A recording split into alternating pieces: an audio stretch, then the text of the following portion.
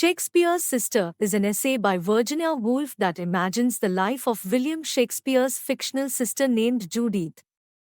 Published in 1929 as part of Woolf's collection of essays titled A Room of One's Own, this thought-provoking work explores the limitations and struggles faced by women in the arts during the Elizabethan era. Through vivid storytelling and astute analysis, Woolf unveils the profound societal obstacles that would have thwarted Judith Shakespeare's creative genius and prevented her from attaining the same level of recognition as her celebrated brother. By examining the historical and cultural context, Woolf invites readers to ponder the immense challenges faced by women artists throughout history and advocates for the creation of an environment that supports and nurtures their creative endeavors. It is a captivating exploration of gender inequality and a poignant call for equality and empowerment for women in the pursuit of artistic expression. Shakespeare's Sister serves as a feminist manifesto, highlighting the systemic obstacles that have stifled women's artistic contributions throughout history. Woolf's exploration of gender disparity invites readers to reflect on the importance of equal opportunities and a supportive environment for women to unleash their creative potential. Woolf presents an imaginary sister named Judith Shakespeare and delves into the limitations and societal constraints that would have hindered her creative aspirations and prevented her from achieving the same level of success as her brother, William Shakespeare. This sister was born with the same talent as her brother. But she was not allowed by her parents to attend grammar school with her brother or read the poetry of Ovid, Virgil, and Horace. When she read a few books from her brother's library, her parents asked her to mend stockings or mind stew and forbade her to rummage through books and papers. She probably wrote some pages of literary works while sitting in the loft. Then she hid them.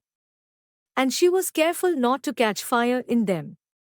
She was to be betrothed to a neighboring wool stapler before she passed adolescence. They threatened to send her to a nunnery, to be a church nun, if she objected. But the strength of her literary talent prompted her to run away from home. One summer night she was walking through the streets of London. She was only 17 and had a voice like a songbird. Like her brother, she was gifted with lyricism, writing beautiful poetry, and theatre.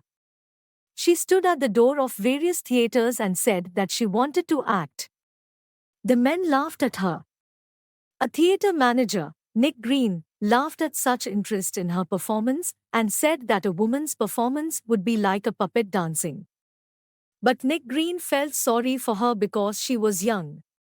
Actually, he waited for an opportunity and got Judith pregnant. Then Judith commits suicide in shame.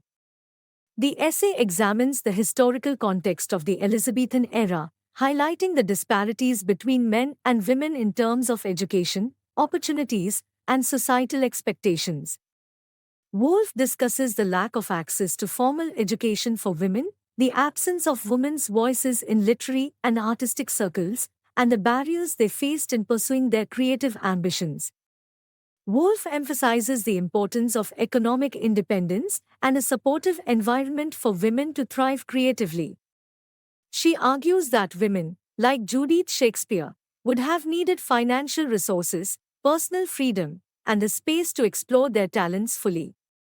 Through compelling storytelling and sharp analysis, Woolf challenges the traditional narrative of women's roles in society and calls for a re-examination of historical perspectives.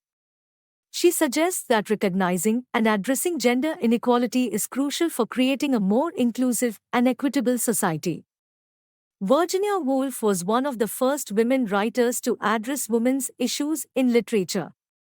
Society stifled women in literature and life with many restrictions. The 16th century society in which Shakespeare lived was unfriendly, even hostile to women's literary ambitions. All the forces conspired to suppress the genius of women at that time. Women did not have the right of education then. If Shakespeare had a sister with the same originality and adventurous spirit, her parents and society would have silenced her. She was laughed at when she left the house to enter the theatre world. The lives of Jane Austen, George Eliot, and the Bronte sisters reveal this. Literature had to be published under a man's pseudonym. Even when a woman, Shakespeare's fictional sister Judith, challenged this status quo, it cost her life. So finally, Virginia Woolf said, a writer needs full freedom to express her talent.